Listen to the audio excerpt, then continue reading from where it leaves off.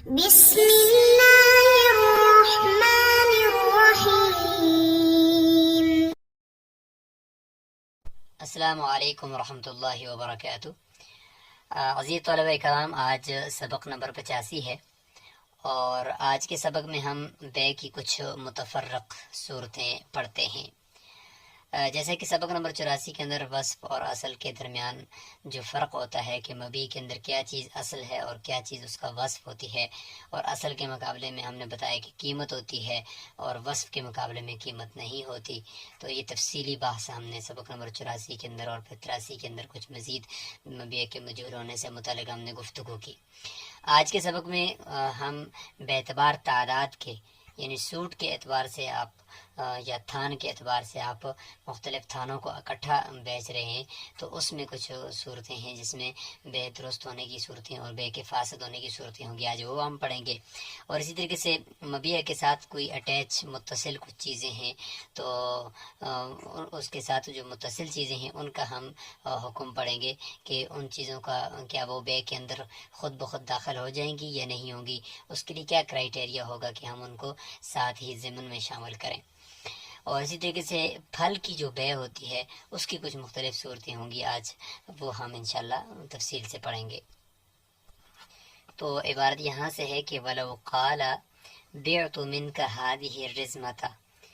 کہ میں آپ پر یہ گٹھڑی کپڑوں کی بیچتا ہوں۔ رزمہ گٹھڑی کو کہتے ہیں۔ اعلیٰ اس شرط پر کہ انہا عشرۃ اسوابن، کہ یہ 10 سوٹ ہیں، بمئۃ درہم، 100 درہم کے بیچ رہا ہوں۔ 10 سوٹ ہیں، 100 درہم کے بیچ رہا ہوں۔ کل ثوب بعشرۃ، اس حال میں کہ ہر سوٹ اس میں، ہر کپڑا اس میں وہ 10 درہم کا ہے۔ تو یہ صورت مسئلہ ہے کہ گٹھڑی کے اندر اس نے بتایا بائے نے کہ یہ 10 سوٹ ہیں اور 100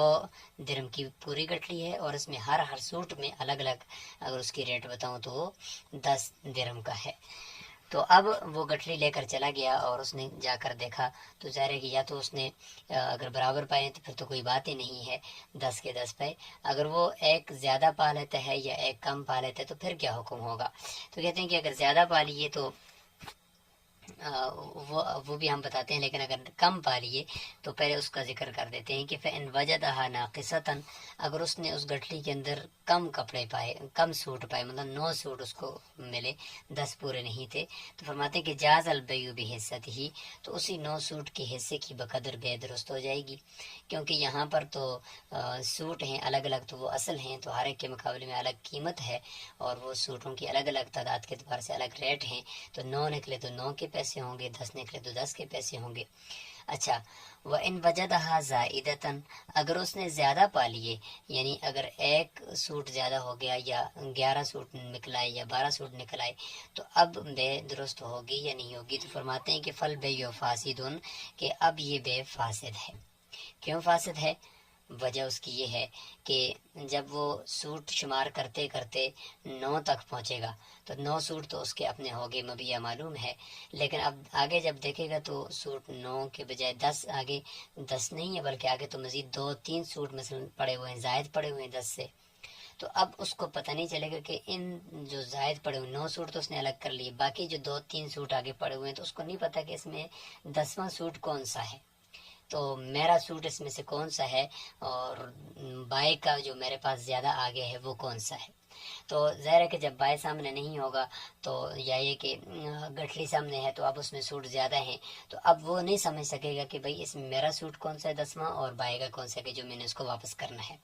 جب ایسا ہو جائے گا، جب وہ 10واں سوٹ موجود ہو گیا تو پہلے 9 کے اندر بھی شک آ گیا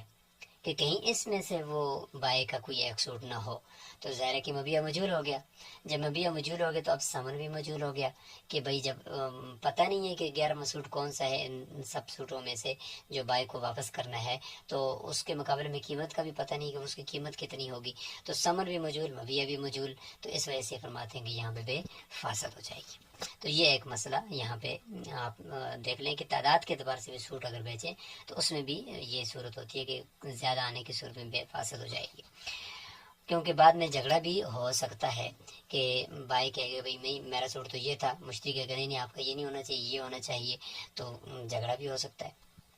آگے مسئلہ ہے یہ ہے کہ ایک قاعدے کے اوپر یہ مسئلہ منطبق ہوتا ہے، وہ یہ ہے کہ ہر وہ چیز جس کا مبیع کے ساتھ تعلق ایسا ہے کہ وہ ہمیشہ کے لیے ہے اور اتصال قرار کے ساتھ اس کا تعلق ہے، تو وہ چیز بغیر ذکر کیے بھی وہ مبیع کے ساتھ ساتھ خود ہی ضمن میں بے کے اندر شامل ہو جائے گی، اور وہ مشتری اس کو بغیر ذکر کیے بھی لے لے گا، کیونکہ اس کا مبیع کے ساتھ تعلق ایسا ہے، اس کے ساتھ اس کا اتصال ایسا ہے، جوڑ ایسا ہے کہ اس کے بغیر مبیع مطلب جدا ہو ہی نہیں سکتا، تو وہ سارا بغیر ذکر کیے بھی داخل ہو جائے گا۔ جیسے کہ مثال کے طور پر یہاں پہ مثال کے طور پر اگر آپ خرید رہے ہیں عمارت کوئی خرید رہے ہیں، تو ظاہر ہے عمارت کے اندر جو اس کی دیواریں ہیں تو وہ تو اس کا حصہ ہیں، اس کے بغیر تو وہ عمارت بنتی نہیں ہے۔ تو اگر کوئی آدمی یہ کہے کہ میں عمارت تو بیچتا ہوں لیکن دیواریں نہیں بیچتا ہوں، تو یہ غلط ہو جائے گا۔ کیوں؟ اور دیواروں کا اگر ذکر نہ بھی کریں، صرف یہ کہ بھائی میں یہ بلڈنگ آپ پہ بیچ رہا ہوں، اور اس نے کہا میں خرید رہا ہوں، تو وہ دیواروں کا ذکر اگرچہ اس نے نہیں کیا، دروازوں کا ذکر اگرچہ اس نے نہیں کیا، وہ خود بخود اس میں شامل ہو جائیں گے، کیونکہ ان کا اتصال ہے۔ اور اسی طریقے سے اس بلڈنگ کے نیچے آنے والا جو پلاٹ ہے وہ بھی اسی کا حصہ ہے، اس کے ساتھ اس کا اتصال ہے، تو پلاٹ خریدا تو ساتھ ساتھ بلڈنگ خریدنے کے ساتھ وہ پلاٹ بھی اس میں آ جائے گا۔ تو دیکھیں وَمَن بَاعَ دَارًا، اگر کسی نے کوئی بلڈنگ دار جو ہے، وہ بلڈنگ کو کہتے ہیں پورا گھر جس میں صحن بھی ہو اور ساتھ چار دیواری کے اندر سب کچھ ہو، وہ پورا اس نے بیچا، تو فرماتے کہ دخل بنا ہوا، تو اس کی جو بنا ہے، اس کی چار دیواری سمیت اندر جتنا کچھ عمارت کے ہے دیواریں ہیں، وہ سارے کی ساری داخل ہو جائیں گی فی البیع، بے کے اندر، وَإِن لَّمْ يُسَمِّهِ، اگرچہ بائع اور مشتری میں سے کوئی ایک اس کو متعین نہ بھی کرے، کیونکہ وہ ضمن میں آ جائیں گی۔ وَمَن بَاعَ أَرْضًا، اور کوئی زمین بیچتا ہے، ایک دوسری مثال ہے، تو کہتے ہیں کہ دخل ما فیہا، تو زمین کے اندر جو کچھ ہے وہ داخل ہو جائے گا بے کے اندر، من النخل، یعنی درختوں میں سے، والشجر،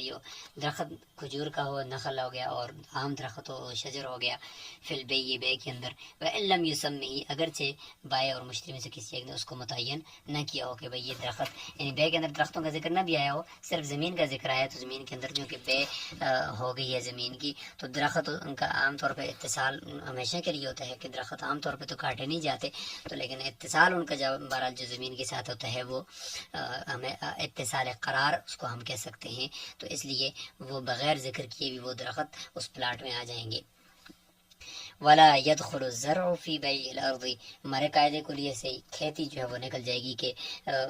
کھیتی وہ داخل نہیں ہوگی زمین کی بے میں، الا بالتسمیتی، ہاں متعین کرنے کے ساتھ، کیونکہ کھیتی کا تعلق یاد رکھیں، فصل کا تعلق تو زمین کے ساتھ وہ اتصال قرار یعنی ہمیشہ کا تعلق تو نہیں ہے نا، وہ تو اس کو کاٹنا پڑتا ہے جب تیار ہو جاتی ہے، تو اس لیے وہ جو کہ مبیع کے ساتھ ہمیشہ کے لیے متصل نہیں ہے، اس لیے اس کو کاٹا جائے گا، تو مبیع کے اندر بھی اس کو بیچتے ہوئے یعنی زمین کو فصل خود بخود اس میں شامل نہیں ہوگی، ہاں الا بالتسمیتی، الا یہ کہ اس کا تعین ہو چکا ہو جائے کہ ہاں بھائی کھیتی بھی ساتھ لوگے یا نہیں لوگے، تو اگر وہ متعین ہو جاتی ہے تو پھر لے سکتے ہیں، ورنہ ضمن میں وہ بغیر ذکر کیے داخل نہیں ہو سکتی۔ اچھا آگے مثالیں اسی طرح کی چل رہی ہے، تو فرماتے ہیں کہ وَمَن بَاعَ نَخْلًا، اگر کسی نے درخت بیچا، او شجرن، یا کھجور کا درخت یا کوئی عام درخت بیچا، فیہ ثمرۃ، ایسا درخت کے جس کے اوپر پھل لگے ہوئے تھے، تو فثمرۃ للبائع، پھل اس کے بائع کے ہیں، کیونکہ پھل ایسے ہیں کہ وہ درختوں کے ساتھ ان کا ہمیشہ کے ذریعے اتصال نہیں ہے، لہٰذا وہ بائع کے ہوں گے، بغیر ذکر کیے وہ بے میں داخل نہیں ہوں گے۔ ہاں الا ان یشترطها المبتاع، الا یہ کہ مشتری خریدتے وقت ان کی شرط لگا دے کہ بھائی میں پھلوں کے ساتھ درخت کو خریدوں گا، تو پھر وہ خرید سکتا ہے، پھر وہ ساتھ ساتھ پھل بھی لے سکتا ہے، لیکن ویسے نہیں لے سکتا۔ وَيُقَالُ لِلْبَائِعِ، اس عبارت کا تعلق الا سے پہلے والی عبارت کے ساتھ ہے، اس کے ساتھ ہے، اور مطلب یہ ہوگا کہ بائع کا پھل ہے اور بائع کو کہا جائے گا کہ اقطعھا، کہ اس پھل کو کاٹ دو، درمیان میں الا یشترط المبتاع یہ ایک جملہ استثناء ہے، اور اس اگلے جملے کا جو تعلق ہے وہ پچھلے جملے کے ساتھ ہے۔ بائع کو کہا جائے گا کہ کاٹو بھائی، کیونکہ پھل آپ کے ہیں، درخت کسی اور کے اوپر آپ نے فروخت کر دیا ہے، لہٰذا اپنے پھلوں کو فوراً کاٹو اور اس کے بعد درختوں کو خالی کر کے مشتری کے حوالے کرو، وسلم المبیع، اور اس مبیع جو درخت ہے اس کو حوالے کر دو۔ ومن باع ثمرۃ، یہاں سے آگے وہی مسئلہ شروع ہو گیا ہے کہ اگر کوئی پھل کو بیچ رہا ہے تو اس کے اندر کون سی صورتیں پھلوں کی بے کی درست ہیں اور کون سی درست نہیں ہیں، تو اس حوالے سے یہاں سے یہ بحث شروع ہو چکی ہے۔ تو اس حوالے سے پھل کے چار حالتیں وہ ذہن نشین فرما لیں، اس میں ایک تو یہ ہے کہ پھل جو ہے وہ یہاں سے اگر ہم شروع کریں تو یہ سب سے پہلی حالت ہے کہ پھول ابھی ظاہر ہوئے ہیں، ابھی تک پھل کا دانہ نہیں لگا،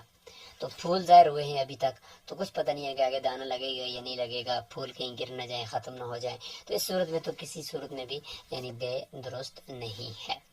یہ اس کی بے جائز نہیں ہے پھول کی صورت میں۔ دوسرا ہے جی کہ دانہ تو بن گیا ہے لیکن ابھی تک قابل انتفاع نہیں ہے، یعنی نہ جانوروں کے کھانے کے قابل ہے اور نہ ہی کسی انسان کے کھانے کے قابل ہے، اس لیے وہ دانہ البتہ بنا ہے لیکن وہ ایسا نہیں ہے کہ کسی کے نفع کے قابل۔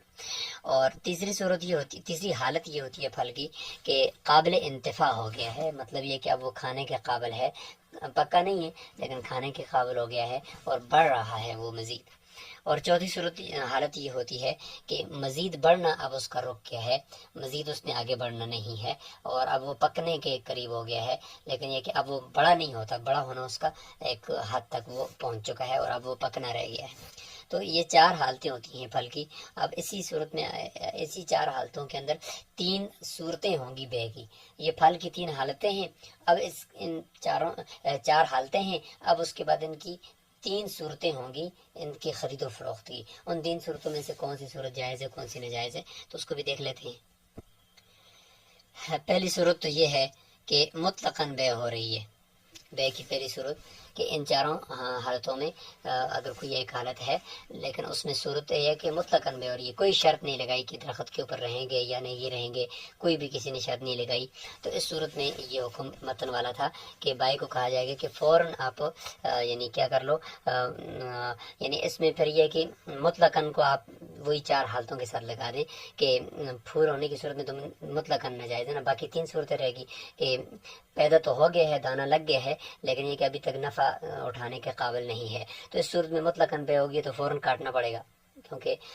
تھوڑی دیر کے لیے بھی چھوڑنا نہیں ہے، کیونکہ مطلقاً بے ہوئی ہے، کوئی شرط ور تو اگر چلی لگی لیکن فوراً اس درخت سے کاٹ کر اس پھلوں کو خرید کر لے کر جانا ہوگا۔ اور اگرچہ وہ نفع کے قابل نہیں ہے لیکن ہو سکتا ہے کہ کوئی اس سے دوائی بنانی ہو، کچھ بھی ہو، اس لیے تو مشتری نے خریدا ہے، اس کا کوئی فائدہ ضرور ہوگا۔ اور دوسری پھر اس میں ساتھ یہ بھی صورت بھی لگا سکتے ہیں کہ وہ نفع کے قابل ہو گیا تو پھر بھی مشتری کو کہا جائے گا کیونکہ آپ نے کوئی شرط نہیں لگائی اوپر درخت پہ رکھنے کی، لہٰذا فوراً آپ نے پھلوں کو اتار دو۔ اور تیسری صورت یہ کہ مطلب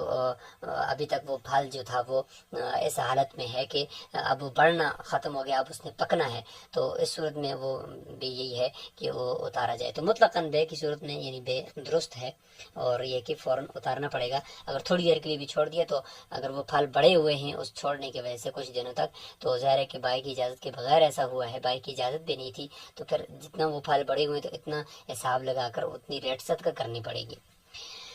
دوسری صورت ہوتی ہے بے کی بشرط القطع، اس کو بھی آپ وہی پھل کے تین حالتوں کے ساتھ لگا دیں، بشرط القطع یعنی بھائی نے یہ شرط لگائی ہے کہ میں بیچتا تو ہوں لیکن فوراً اپنے پھلوں کو اپنے کاٹ کر لے جانا ہوگا۔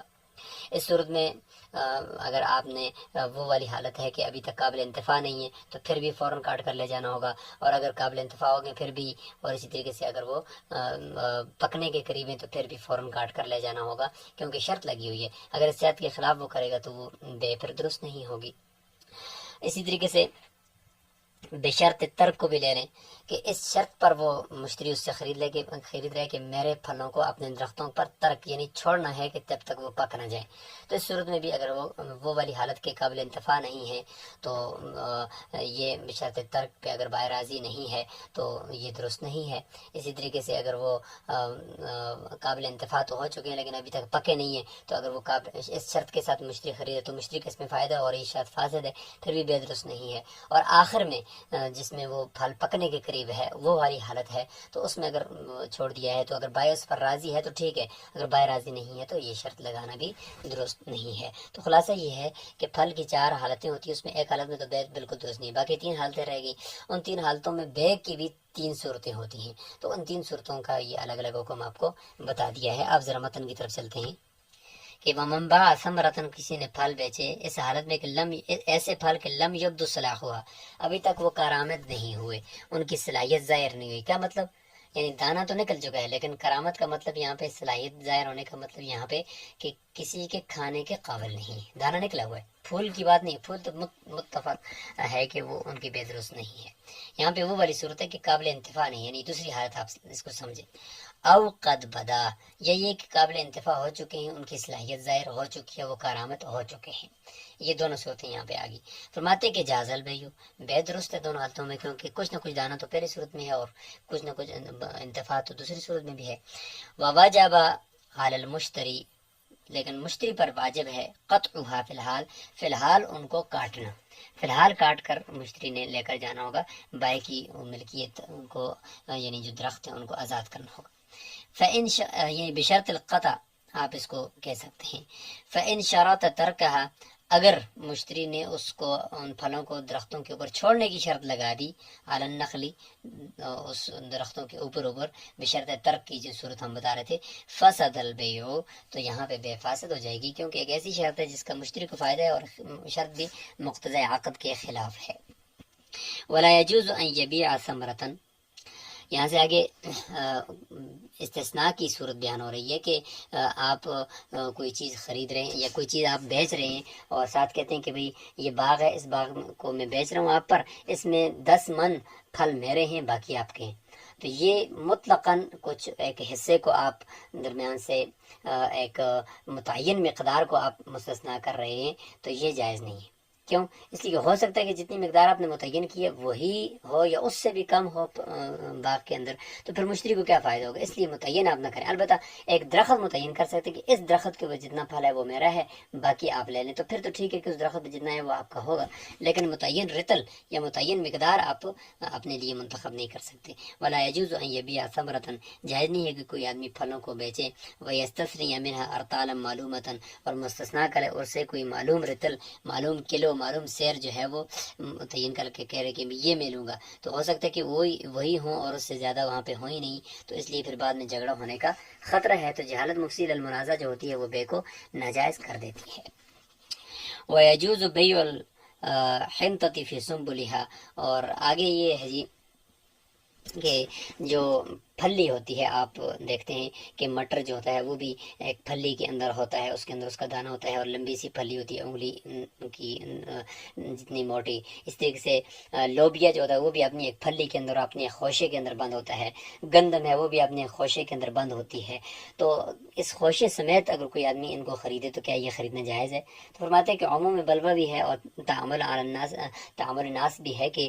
یہ بیچا جاتی ہے. اس طریقے سے لوبیا کی پھلی بھی بکتی ہے اور وہ جب وہ نیلی ہوتی ہے تو باقاعدہ اس کو کھایا بھی جاتا ہے. اس طریقے سے مٹر پھلی کے اندر ہی بیچا جاتا ہے. تو یہ عرف بھی ہے، اور چونکہ عام طور پہ وہ اوپر سے نظر بھی آ رہا ہوتا ہے کہ بھئی اس کے اندر دانہ ہے، تو وہ بھی نظر آ رہا ہوتا ہے. اور تھوڑا بہت اگر مبیع کے اندر جہالت ہے بھی تو وہ اس کو اگنور کر دیا جاتا ہے اور ایسا کیا جاتا ہے عرف کے اندر، تو لہٰذا درست ہو جائے گی. والباقی لا فی قشریہ، اس طریقے سے کہتے ہیں گندم کو اس کے خوشے کے اندر اس کی بے درست ہے، اور اس طریقے سے لوبیا کا اس کے اپنے چھلکے کے اندر بے درست ہے. ومن باع دارا دخل فی البیع مفاتیح اغلاقها، یہاں پہ یہ ایک قاعدہ ہے، اسی کے تحت یہ مسئلہ ہے کہ ہر وہ چیز کے جس کے بغیر مبیع کا استعمال کرنا ممکن نہ ہو، تو وہ چیز بھی بغیر ذکر کیے مبیع میں خود بخود شامل ہو جائے گی. ظاہر ہے کہ اس کے بغیر مبیع استعمال نہیں ہو سکتا. مثال کے طور پر یہ کہ ایسا تالا کہ جو دروازوں کے اندر فٹ آٹومیٹک تالا ہوتا ہے، تو اس کی چابی ہے. اب وہ چابیاں تو خود بخود گھر کی بے میں داخل ہوں گی. کوئی بندہ یہ کہ میں یہ چابیاں میں نہیں دوں گا، تو یہ جو جائز نہیں ہے، کیونکہ وہ جو تالا ہے دروازے کا وہ ان چابیوں کے بغیر کھلتا نہیں ہے، اور یہ چابیوں کے بغیر وہ گھر کو استعمال کرنا ہی ممکن نہیں ہے. تالے توڑنے پڑیں گے پھر، لہٰذا اس لیے وہ چابیاں خود بخود داخل ہو جائیں گی. اس طریقے سے کئی مثالیں اور بھی ہیں کہ جن کے بغیر، مثلا کوئی دروازہ ہے لگا ہوا ہے، دروازے کے بغیر گھر استعمال نہیں ہو سکتا. کوئی بندہ کہتے ہیں دروازے میں ساتھ لے کر جاتا ہو، تو پھر تو یہ بے نہ ہوئی نا. اس لیے اس طرح کا جو چیزیں ہیں وہ بغیر ذکر کیے بھی بے میں شامل ہو جائیں گی. ومن باع دارا دخل فی البیع مفاتیح اغلاق، کسی نے اگر گھر بیچا ہے تو اس کی گھر کی بے کے اندر اس کے جو تالے ہیں آٹومیٹک، اس کی چابیاں بھی خود بخود شامل ہو جائیں گی. اچھا، اب آگے یہ ہے کہ آپ بائے ہیں یا مشتری ہیں. بائے ہے تو اس نے مبیع کو وزن کر کے آگے مشتری کے حوالے کرنا ہے، اور مشتری نے سمن کا وزن کر کے گن کر شمار کر کے وہ بائے کے حوالے کرنے ہیں. تو اگر ان دونوں نے اپنے مزدور رکھے ہوئے ہیں وزن کرنے کے لیے، بائے نے بھی اور مشتری نے بھی مبیع اور سمن کے لیے، تو اب اس کی اجرت کون دے گا؟ اس کی مزدوری کون دے گا؟ تو یہ ذرا دیکھتے ہیں کہ وہ اجرت الکیال و ناقد الثمن علی البائع، کیال یعنی مبیع کو کیل کرنے والا مزدور، اس کی مزدوری، اور سمن کو پرکھنے والا، سمن کو چیک کرنے والا کہ اصلی ہے نقلی ہے، کتنے نوٹ ہیں، ان کو چیک کرنے والے کی جو اجرت ہے وہ ظاہر ہے کہ مبیع کو وزن کر کے حوالے کرنا یہ بائی کی ذمہ داری ہے، اور مشتری کی طرف سے جو سمن آئے گا اس سمن کو دیکھنا اور اس کو پرکھنا کہ وہ کس طرح کا ہے، نقلی ہے، اصلی ہے، اس کو دیکھنا بھی بائی کی ذمہ داری ہوتی ہے، تو ان کی مزدوری بھی بائی پر ہے۔ اجرت وازن سمن، اور سمن کو وزن کرنے والا، سمن کو گننے والا، اس کی جو مزدوری ہے وہ مشتری پر ہے، کیونکہ سمن حوالے کرنا وہ مشتری کی ذمہ داری ہے۔ اچھا، آگے آخر میں کچھ خاتمۃ الباب کے طور پر یہ ذکر کریں گے کہ کسی نے سامان بیچا، سمن کے بدلے میں سامان بیچ رہے، ایک طرف سامان اور ایک طرف سمن ہے، تو آپ کو پتہ ہے کہ سمن، روپے، کرنسی، وہ متعین کرنے سے وہ متعین نہیں ہوتی۔ ضروری نہیں کہ اگر آپ 100 روپے کسی کو دکھا رہے ہیں تو وہی 100 روپیہ آپ اس کو سمن میں دیں گے، ہو سکتا ہے کہ آپ دوسری طرف سے جیب سے دوسرا 100 روپے بھی نکال کر دے سکتے ہیں نا، وہ چاہے اصلی ہو یا نقلی ہو، لیکن یہ کہ ضروری تو نہیں کہ وہی پیسے آپ دیں گے۔ تو سمن ایک دفعہ جب متعین کرو تو متعین نہیں ہوتا، اس کی جگہ پہ دوسرا بھی دیا جا سکتا ہے۔ یہ یہاں پہ آخر میں یہ فرما رہے ہیں کہ جو سامان آپ متعین کرتے ہیں تو کیا مشتری سمن پہلے دے یا بائے مبیع پہلے دے؟ یاد رکھیں کہ اگر جھگڑا ہو رہا ہو بھائی مشتری کے آپس میں تو یہ اس وقت کی بات ہو رہی ہے کہ اس وقت پہلے کیا چیز دینی چاہیے۔ اگر وہ دونوں راضی ہیں تو پہلے پیسے دیں یا پہلے مبیع دیں، پھر تو کوئی بات نہیں، لیکن یہ کہ جھگڑا ہو رہا ہے تو اس صورت میں پھر یہ ہے کہ ایسا کیا جائے کہ پہلے سمن دیا جائے، کیونکہ وہ متعین کرنے سے متعین نہیں ہوتا، تو لہٰذا جب وہ دے گا تو تاکہ وہ ایک مرتبہ وہ پیسے اس کے پاس آ جائیں تو وہ چیک کرے، دیکھے کہ ٹھیک ہے، اصلی نوٹ ہیں، سارا کچھ ٹھیک ہے، اس کے بعد پھر وہ مبیع، چونکہ وہ تو متعین پڑا ہوا ہے مبیع ہے، تو وہ پھر اس کے حوالے کر دے۔ اس لیے فرمایا کہ وہ منبع صلاتم بثمن، اگر کوئی آدمی سامان کو بیچ رہا ہے سمن کے بدلے میں تو قیل للمشتری، مشتری سے کہا جائے گا ادفع الثمن اولا، کہ سب سے پہلے آپ سمن دے دو، فاذا دفع، جب وہ سمن دے دے گا مشتری تو بائے اس کو چیک کرے گا، دیکھے گا، تو پھر قیل للبائے، بائے کو کہا جائے گا سلم المبیع، اب آپ مبیع حوالے کرو۔ ظاہر کہ وہ پہلے سے متعین ہے، سمن متعین نہیں تھا تو وہ دینے سے متعین ہو گیا، تو وہ دیکھے گا متعین ہو گیا، اس کے بعد پھر وہ مبیع لے لے۔ ومن باع صلعۃ بصلعۃ، اگر کوئی سامان کو سامان کے بدلے میں بیچ رہے، دونوں طرف سامان پڑا ہوا، تو دونوں طرف جب سامان پڑا ہوا تو متعین ہے۔ او سمن بسمن، یا ایک طرف بھی سمن ہے دوسری طرف سمن ہے، مثلا ایک طرف بھی دراہم ہے دوسری طرف دراہم ہے، ایک طرف دنانیر ہے دوسری طرف دنانیر ہے، ایک طرف سونا دوسری طرف چاندی ہے، مطلب ہے کہ دونوں طرف کرنسی پڑی ہوئی ہے، سمن پڑا ہوا ہے، تو وہ اگرچہ دونوں متعین کرنے سے متعین نہیں ہوتے، لیکن یہ کہ دونوں ایک چیز ہیں، اور ادھر سے دونوں مثال کے طور پر صلاتن بصلاتن دونوں ایسے ہیں کہ سامان پڑے ہوئے ہیں، تو ان صورتوں میں چونکہ دونوں برابر ہیں تو لہٰذا ایسا نہیں ہے کہ پہلے آپ دو پہلے پھر دوسرا بعد میں دے، بلکہ یہ کہا جائے گا قیل لہما سلما معا، دونوں ایک ساتھ ایک دوسرے کے حوالے کرو، ایک طرف سے ایک ہاتھ میں دوسرے نے چیز پکڑی ہو اور دوسرے نے اپنے ہاتھ میں چیز پکڑی ہو تو دونوں ایک ساتھ آپس میں تبادلہ کریں۔ یہ اس وقت ہے کہ جب آپس میں کوئی تنگی ہو یا کوئی جھگڑے کی کیفیت ہو تو پھر ایسا ہوگا، ورنہ جس طریقے سے بھی مناسب ہو اس طریقے سے حوالے کیا جا سکتا ہے۔ تو یہ آج کا ہمارا سبق ہے جو یہاں پہ کمپلیٹ ہوتا ہے، اور بنیادی کچھ احکامات تھے وہ بے کے وہ ہم نے یہاں تک مکمل کر لیے ہیں۔ انشاءاللہ آگے یہاں تک جو بے تھی وہ بے لازم تھی، یعنی صحیح اور بے لازم، یعنی وہ بے ہو جاتی ہے اس کے بعد اس کو فسخ کرنے کے اختیار نہیں ہوتا۔ اس کے بعد آگے ہم وہ بے پڑھیں گے جو غیر لازم ہوتی تو ٹھیک ہے، لیکن غیر لازم ہوتی ہے کہ اس کے اندر کسی قسم کا کوئی مشتری کی طرف سے یا بائی کی طرف سے خیار لگا ہوتا ہے، اس کو ہم خیار کہتے ہیں کہ وہ اس کو شریعت نے ہی اختیار دیا ہے، تو وہ انشاءاللہ وہ ہم آگے پڑھیں گے۔ السلام علیکم ورحمۃ اللہ وبرکاتہ۔